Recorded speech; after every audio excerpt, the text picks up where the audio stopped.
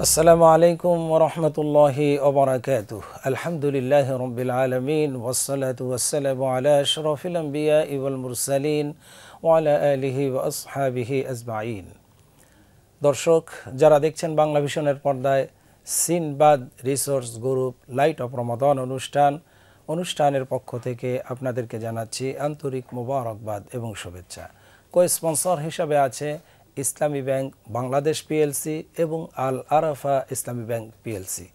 প্রিয় দর্শক, অনুষ্ঠান শুরু করব কোরআনুল কারীমের তেলাওয়াতের মাধ্যমে। আউযু বিল্লাহি মিনাশ শাইতানির রাজীম। বিসমিল্লাহির রহমানির রহিম। ইন্নাল মুত্তাকিনা ফি জান্নাতিন ওয়া নাহার ফি মাকআদি সিদকিন ইনদা মালিকিন মুকতাদির। বিসমিল্লাহির রহমানির রহিম।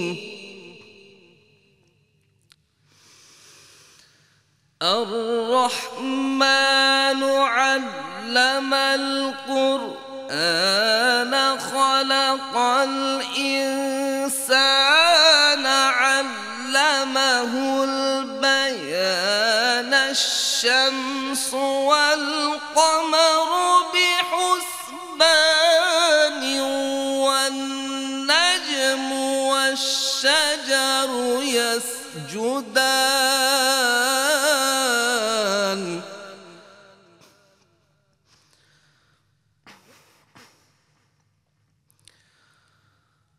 والنجم والشجر يسجدان. والسماء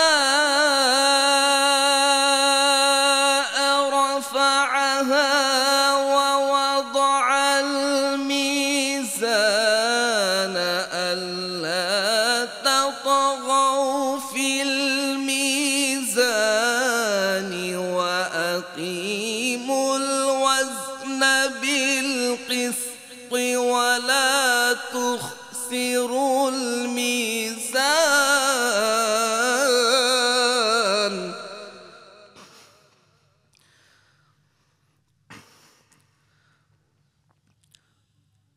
والأرض وضعها للأنام.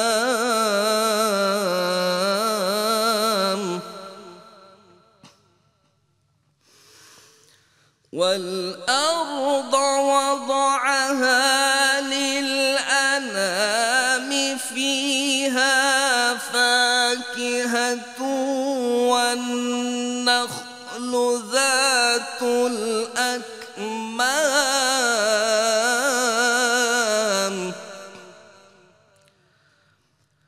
والحب ذو العصف والريحان.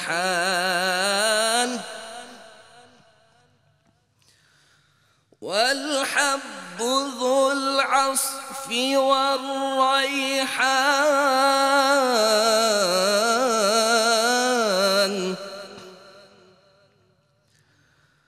فبأي آلاء ربكما تكذبان.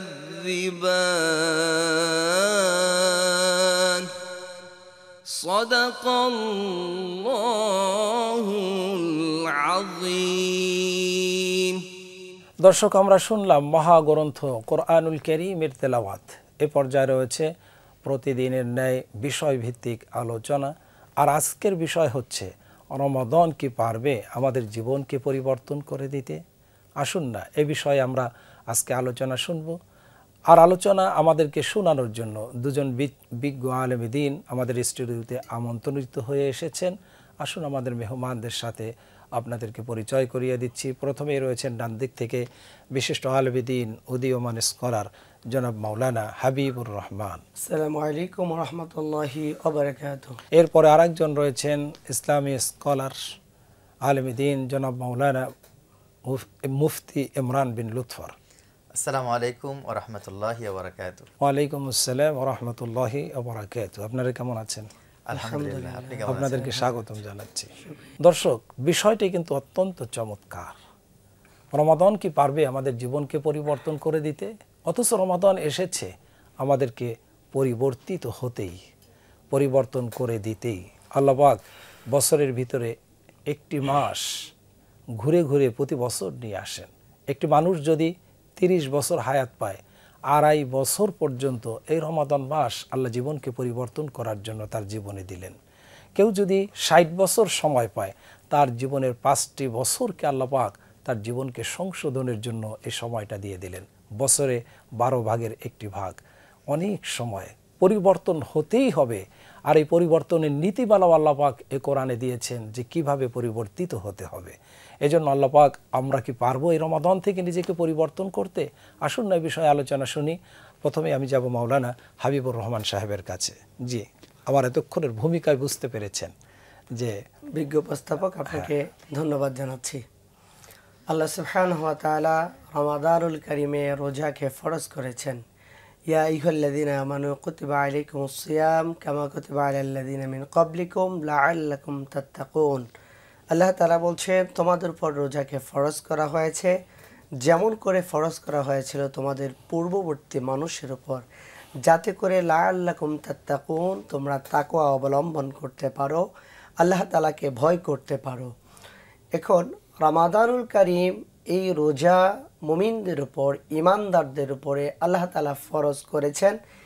একটু আগে যে কথাটি বললেন, আমরা কেউ 50 বছর, 60 বছর, 70 বছর ধরে 70টা রোজা পেলাম, 60 রোজা পেলাম, 50টা রোজা পেলাম জীবনে। অথচ রমাদান এসেছে যে উদ্দেশ্যে, লাআল্লাকুম তাত্তাকুন, তাকওয়া অবলম্বন করার জন্য, আল্লাহর ভয় নীতিটাকে অবলম্বন করার জন্য আল্লাহ তাআলা রোজাকে ফরজ করেছে। কিন্তু সেই ভয় কি আমরা তৈরি করতে পারছি? আর ভয় করার যে উদ্দেশ্য যেটা ছিল, অল তানজুরু নাফসুম মা কদ্দামাত লিগাদ, প্রতিটি মুহূর্ত আমার জীবনে আল্লাহ তাআলা দেখছেন এবং কিরামান কাতিবিনা ইয়ালামুনা মা তাফআলুন, আমাদের জীবনের প্রত্যেকটা সেকেন্ডকে কিরামান কাতিবিন, দুজন সম্মানিত লেখক লিখতেছেন। মা ইয়ালফিজু মিন কওলি লাদাইহি রাকিবুন আতীদ, মানুষ যে কথাগুলো বলে, ইল্লা লাদাইহি রাকিবুন আতীদ, মানুষ যে কথাগুলো বলে তার প্রত্যেকটি শব্দ বর্ণ আল্লাহ সুবহানাহু ওয়া তাআলা শুনছেন।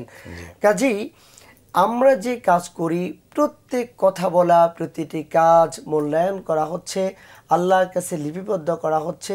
এবং আল্লাহ তাআলা সূরাতুল লোকমানের মধ্যে আল্লাহ তাআলা বলছেন, মিন খরদালিন ফাতাকুন ফি সখরাতিন আও ফিস সামাওয়াতি আও ফিল আরদি ইয়াতি বিহাল্লাহ। অর্থাৎ জামিনে এমন কোনো জায়গা নেই যেই জায়গার মধ্যে আল্লাহ তাআলার দৃষ্টি নেই, অর্থাৎ আল্লাহ দেখে না, এমন কোনো জায়গা আসমানে নেই, জামিনে নেই। রাসূল সাল্লাল্লাহু আলাইহি ওয়াসাল্লাম আরো স্পষ্ট করে এই কথাটি বুখারীর বর্ণনায় বলেছেন। আল্লাহর নবী বলেছেন, পৃথিবীতে যদি এমন কোনো একটি পাথর পাওয়া যায় যেই পাথরের মধ্যে বাতাস ঢোকে না, এরপরে আলো ঢোকে না, সেখানে গিয়েও যদি মানুষ ভালো কোনো কাজ করে, অন্যায় কোনো কাজ করে, সেটাও আল্লাহ কিয়ামতের মাঠে উঠাবেন এবং প্রত্যেকটি কাজের জন্য, ভালো হোক মন্দ হোক, প্রতিটি কাজের জন্য আল্লাহর কাছে তাকে জবাবদিহি করতে হবে এবং জবাবদিহি করতে হবে এককভাবে। অসংখ্য ধন্যবাদ আপনাকে। আমরা আবারও আপনার কাছে আসবো ইনশাআল্লাহ। মাওলানা ইমরান বিন লুৎফর সাহেব, আপনি এ বিষয়ে কি বলবেন যে রমাদান কি আমাদেরকে পেরেছে আসলে পরিবর্তন করতে? নাহমাদুহু ওয়া নাশকুরুহু, আম্মা বাদ। এমন একটি বিষয় আপনি জানতে চেয়েছেন যে বিষয়টাকে রমাদান মুবারকের সর্বোচ্চ স্থান দেওয়া হয়েছে। রমাদান আসছেই কিন্তু আমাদেরকে পরিবর্তন করার জন্য। আসলে আমরা রমাদানুল মুবারক উপলক্ষে যা কিছু করি, অনেক কিছুই আলহামদুলিল্লাহ আমরা উপলব্ধি করি। এই বিষয়টাকে আমরা উপলব্ধি করতে চাই না যে আসলে রমজানকে আমাকে পরিবর্তন করতে পেরেছে। আমি আপনাকে কোরআনুল কারিমের কিছু উদ্ধৃতি পেশ করব ইনশাআল্লাহ। তবে প্রথমে আমি যে বিষয়টি বলবো তা হচ্ছেই, আমাদের জীবনের সবচাইতে বড় প্রয়োজন হচ্ছে মনিটরিং। দেখুন, আমরা এখানে আছি, যখন আমি নিচ থেকে উপর পর্যন্ত উঠে আসলাম, আশেপাশে দেখলাম যে অনেকগুলো সিসি ক্যামেরা আছে। সিসি ক্যামেরাগুলো দেওয়া হয়েছে এই কারণে আমি যেন কোনো প্রকার খারাপ কাজের সাথে সম্পৃক্ত না হই, নিজে যেন সংযত রাখি, মানে এই জায়গায় অনৈতিক এসে কোনো কোনো কাজ যেন অন্যায় কাজ না করে অনৈতিক কোনো কাজ যেন আমার দ্বারা না হয়। সিসি ক্যামেরাকে তো আমরা ভয় করছি। হ্যাঁ, সিসি ক্যামেরায় আমি ভয় করছি এবং আমার ভিতরে এটা সেন্স কাজ করছে, যেহেতু এখানে সিসি ক্যামেরা আছে, উল্টাপাল্টা কিছু করা যাবে না। আল্লাহ পাক রব্বুল আলামিন পৃথিবীতে আমাকে প্রেরণ করেই কিন্তু আমাকে অনর্থক ছেড়ে দেন নাই। আমাকে কিন্তু আল্লাহ তাআলা সিসি ক্যামেরা দ্বারা বেষ্টনী করেছেন। সেই সিসি ক্যামেরাগুলো কি? আল্লাহ তাআলার কথাই দেখুন। আল্লাহ তাআলা বলছেন যে তোমার হাত সিসি ক্যামেরা, তোমার পা সিসি ক্যামেরা, তোমার চোখ, তোমার অঙ্গ প্রত্যঙ্গ, কারণ এমনকি চামড়াও সিসি ক্যামেরা, চামড়াও সিসি ক্যামেরা। হাদিস শরীফে আসছে মাটিও সিসি ওয়াল ফুআদা কুল্লু উলাইকা কানা আনহু মাসউলা। আল্লাহ তাআলা বলছেন তোমার অঙ্গ প্রত্যঙ্গ কিন্তু সবগুলি সিসি ক্যামেরা। আমরা কি এটা উপলব্ধি করি? আমার এই হাত আমার বিরুদ্ধে কথা বলবে, আলিয়ামা নাখতিমু আলা আফওয়াহিহিম ওয়া তুকাল্লিমুনা আইদিহিম ওয়া তাশহাদু আরজুলুহুম বিমা কানু ইয়াকসিবুন। তো আমি যদি আমার জায়গা থেকে এটা উপলব্ধি করতে পারি, আমি যদি এটা উপলব্ধি করতে পারি আমার হাত পা সব কিছু আমার সিসি ক্যামেরার কাজ করছে এবং আল্লাহর কাছে কিয়ামতের ময়দানে আমার পক্ষে অথবা বিপক্ষে সাক্ষী দেবে। দেখুন, কোরআনুল কারিমে কিন্তু অসংখ্য জায়গায় আরও আছে যে ইয়াউমাইদিন তুহাদ্দিসু আখবারাহা। আমি চেয়ারে বসে আছি, চেয়ারটা কিন্তু সিসি ক্যামেরা। এই চেয়ার কথা বলবে কিয়ামতের ময়দানে যে আমার উপরে বসে ভালো বা মন্দ এই কাজগুলি সে করেছে। তো রমাদানুল মুবারক আমাদেরকে এই জিনিসটা জাস্ট স্মরণ করিয়ে দিচ্ছে যে এতদিন আমি দুনিয়ায় চলাফেরা করেছি, সে উপলব্ধি আমার ছিল না, কিন্তু রমাদান মুবারক এসে সেই উপলব্ধিটা আমার ভিতরে জাগ্রত করেছে। আমি এখন বসে আছি, প্রকাশ্যে আছি, গোপনে আছি, আধারে আছি, আলোতে আছি, আমি সবসময় রোজার ভিতরে আছি, আমি সিয়াম পালন করছি। নবীজি সাল্লাল্লাহু আলাইহি সাল্লাম বলেছেন, তোমার সাথে যদি কেউ তর্ক করতে চায়, দিনে হোক রাতে হোক, তুমি শুধু এতটুকু বলবে আনা সায়েম, আমি রোজাদার। তো তোমার ভিতরে রোজা রোজা একটা ভাব যখন চলে আসবে, তখন দেখবে তোমার ভিতরে আর কোনো অন্যায় প্রবেশ করবে না, তুমি অটোমেটিক তো পরিবর্তন হয়ে যাবে। তো আল্লাহর কাছে সফলতার ভাগ বেশি হবে নাকি ব্যর্থতার ভাগ বেশি হবে? নবীজি সাল্লাল্লাহু আলাইহি ওয়াসাল্লাম সফলতার ভাগ বেশি হওয়ার জন্য সবসময় আল্লাহর কাছে দোয়া করেছেন। আমরাও সেই দোয়া করছি। নিঃসন্দেহে রমাদান মুবারক আমাদেরকে পরিবর্তন করবেন ইনশাআল্লাহ। তবে নবীজি সাল্লাল্লাহু আলাইহি ওয়াসাল্লাম আমাদের পরিবর্তনের জন্য আমাদের মন যেন ছোট না হয়, আমরা যেন ক্ষীণ না হই, এর জন্য চমৎকার কিছু বলেছেন, যেমন খুলুফু ফাফিস সাইমি আতিয়াবু ইনদাল্লাহি। এই হাদিসের ব্যাখ্যা আপনার কাছ থেকে শুনব, তবে বিরতির পরে। দর্শক, সময় হলো বিরতির, আমাদের সাথেই থাকুন, একটা বিরতি নিয়ে ফিরছি।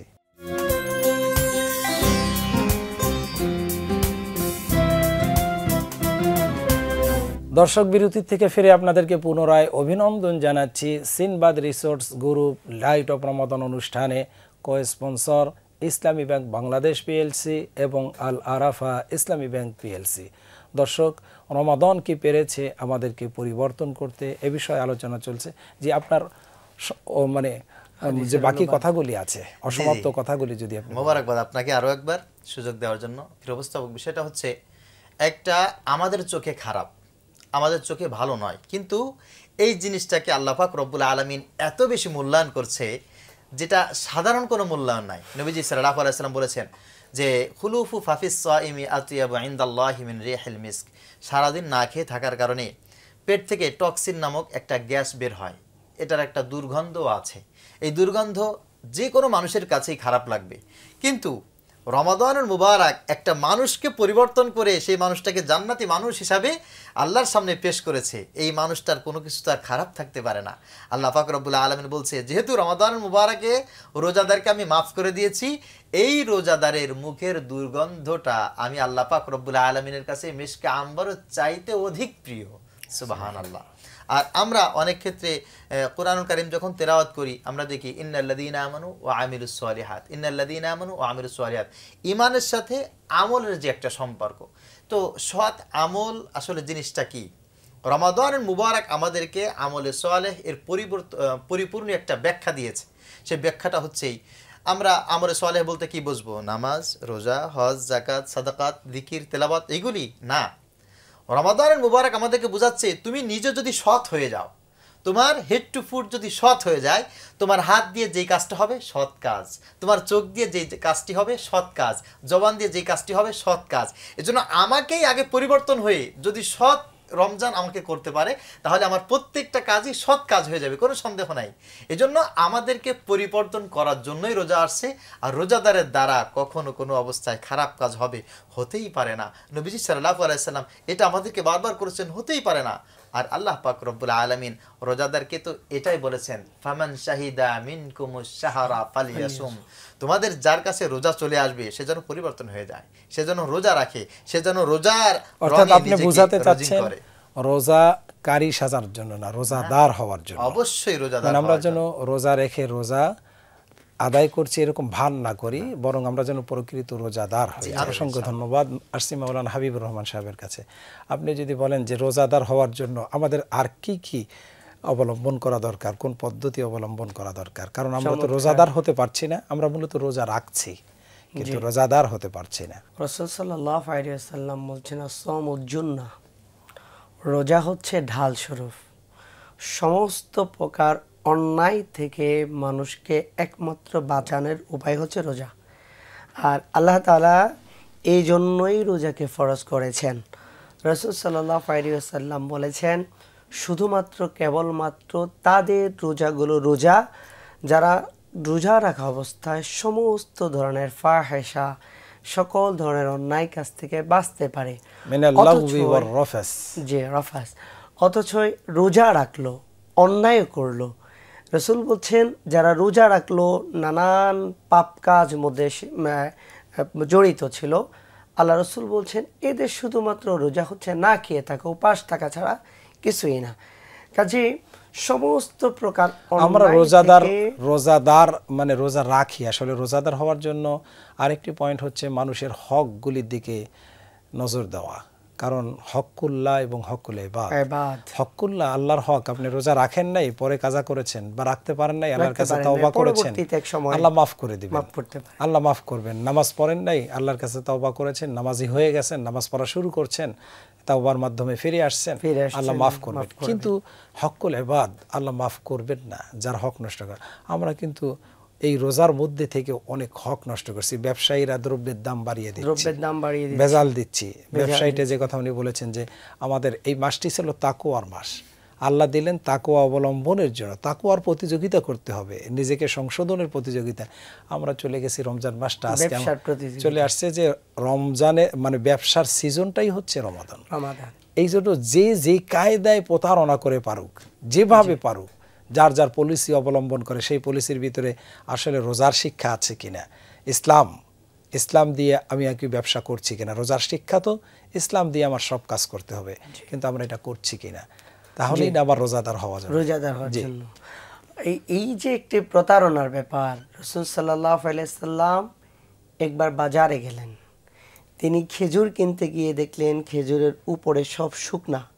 রাসূলুল্লাহ হাত ঢুকিয়ে দিলেন ঢুকরিতে হাত ঢুকিয়ে দেওয়ার পরে দেখলেন ভিজা। রাসূল জিজ্ঞাসা করলেন যে খেজুর ভিজা কেন? লোকটি বলছে হুজুর বৃষ্টি আসছে, তো বৃষ্টি আসলে তো উপরে ভিজবে, নিচে গেল কেন? এরপর নবীজি বলছেন যারা মানুষের সাথে প্রতারণা করে তারা কখনো মুমিন হতে পারে না, ফালাইসা মিন্না, ওরা আমাদের উম্মত না। এজন্য রোজা রাখা অবস্থায় তো এই কাজগুলো এটা কখনো সম্ভবই না, কোনো মুমিন এটা চিন্তাই করতে পারে না। কিন্তু একজন রোজাদারের ঠিকানা হচ্ছে, একজন রোজাদার হতে পারলে তার ঠিকানা জান্নাত। কিন্তু আল্লাহ রাসূল বলেছেন লা ইয়াদখুলুল জান্নাতা খুবুন, যে ব্যক্তি ওলা মান্নানুন ওলা বাখিলুন, যে ব্যক্তি ধোঁকাবাজ প্রতারক, সে ব্যক্তি আল্লাহর জান্নাতে যাবে না। তার মানে রোজাদার কিন্তু আসলে রোজা রেখে যদি আমি প্রতারক হই, আমার রোজা রাখা হয় না। জন্য আমাদের বাংলাদেশে আজকে আমরা যদি তাকাই, তাহলে এই মানে প্রতারণার ব্যবসায় খুব রমরমা।